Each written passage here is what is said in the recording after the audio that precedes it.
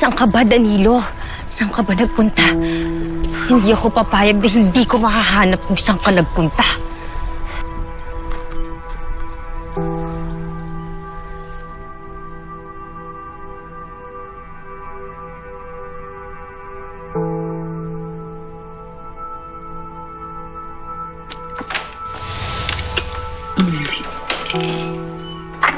Mahirap tong gagawin mo, Ligaya.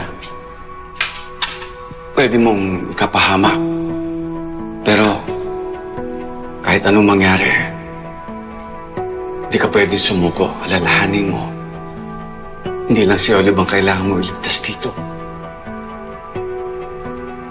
Si Muki din.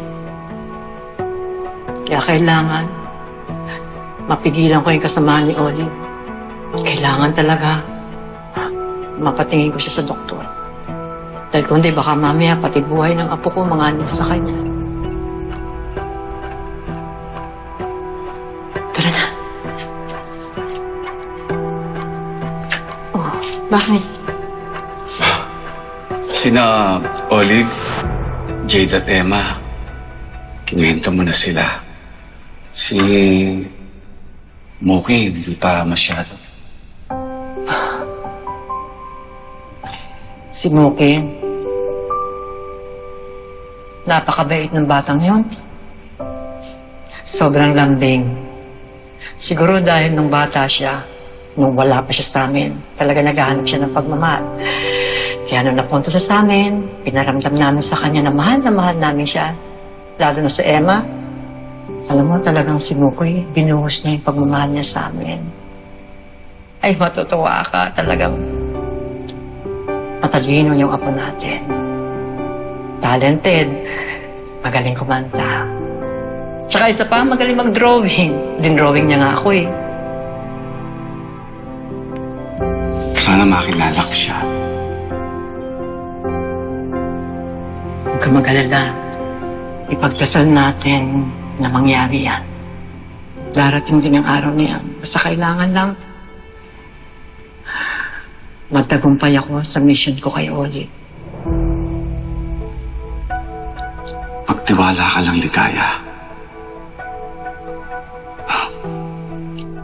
Tutulungan kita hanggat kailangan mo. Basta tandaan mo lang ang piling ko. Ano man ang mangyari, mahirapan ka man, huwag kang susuko. Oo, Ador. Hindi ako susuko.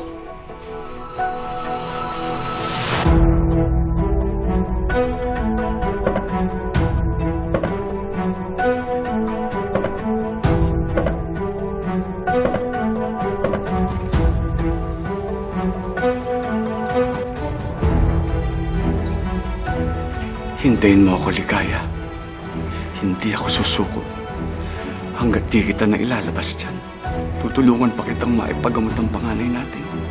Doon man lang, mabawasan ng kahit konti ang makasalanan ko sa'yo. Sa inyo, kaya kong sumampa dyan.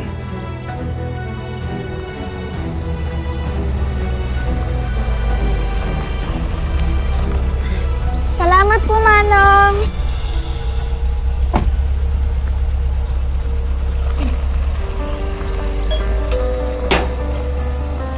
Ate Chona, salamat po.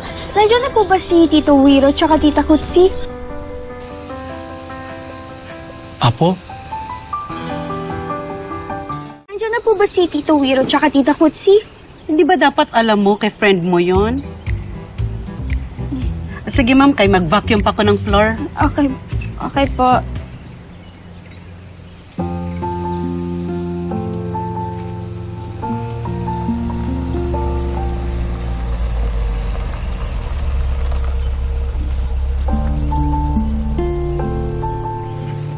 Muki! Zane, ano na naman bang ginagawa mo dito? Alam mo, ang kulit mo talaga, no? Iniisip mo na naman na makikita tayo ni Mami dito. Zane, I know what you're doing. What do you mean? Na gusto mo akong ligawan ulit. Sorry, Zane, pero hindi. We've cleared things already, okay? And hanggang friends na lang talaga tayo. Eh, yun lang naman talaga tayo eh. No big deal. Dati nga, nakakapasok ako dito as your friend eh. Unless, ikaw lang talaga yung may ayaw na friends lang tayo. Zane, please, let's not complicate things. Tama. Huwag nang i-complicate pa. Kung papapasukin, papasukin na. Mga bagets naman eh. Baka po pwede. Mamaya nyo na ituloy yung kiligan nyo. Oo nga. At baka malate pa kami sa pa-late lunch ni Jake. Tito Wiro, Tita Kutsi, bakit? Muki, wala kaming mahanap na taxi. Kaya tinawagan namin si Zane. Nagpa-drive kami sa kanya dito. Uy, baka naman pwede siyang jumoin. Tinan mo, napagod oh. Kawawa. Oo nga. May choice pa po ba ako? Mukhang kinuntsaba po kayo nitong friend ko eh. Oo, yung friend mo. Tara na po sa loob. Halika na, friend. Pasok na tayo sa loob, friend. Oh, friend. Oo. Patayin mo na muna. Okay. So, maupo na kami sa'yo, ha? Halika na dito. Balik na. Hey! Sa puso mo. Isipin mo, Emma. Hindi kaya kasabwat si Danilo sa pambabaliw sa'yo ni Jade? Hindi kaya, bago pa kayo lumipat ng bahay, nakakita niya ang ex mo.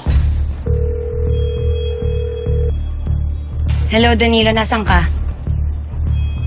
Malapit na, Emma. Nandito ka na ba o papasok ka pa lang? Hello? Dan? Hello? Ano ba? Kung nandito ka, edi magpakita ka. Malapit na ako sa'yo.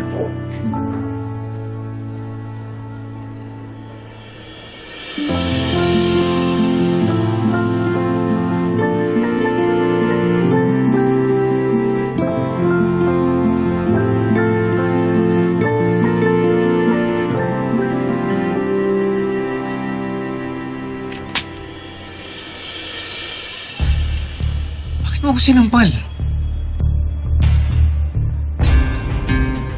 May kinalaman ka ba sa pambabaliw sa akin ni Jade? Emma, wala akong alam dun. Nung unti-unti ako nawawala sa katinoan, wala kang ginawa kundi kampihan si Jade. Pumayag ka pang dalhin ako sa Havenwood. Emma, makinig ka sa akin. Hindi ko alam ang mga gawain ni Jade na yun. Kung ganon, bakit wala pa akong 6 na buwan na nawawalan? Pumayag ka na magpakasal sa kanya.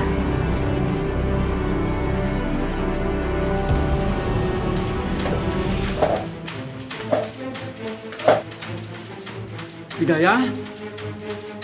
Ligaya, ikaw ba yan?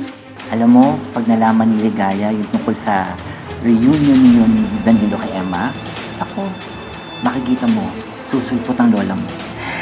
Sana.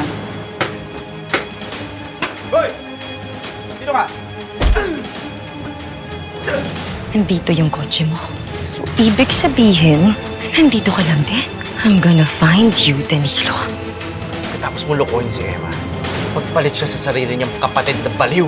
Babalikan mo siya na parang wala kang ginawang kagaguhan. Wala kang alam sa buong storya. Kaya huwag mo isali ang sarili mo. Hindi. Hanggat hindi mo tinitigilan si Emma, hindi ako titigil sa pakikialam sa inyo.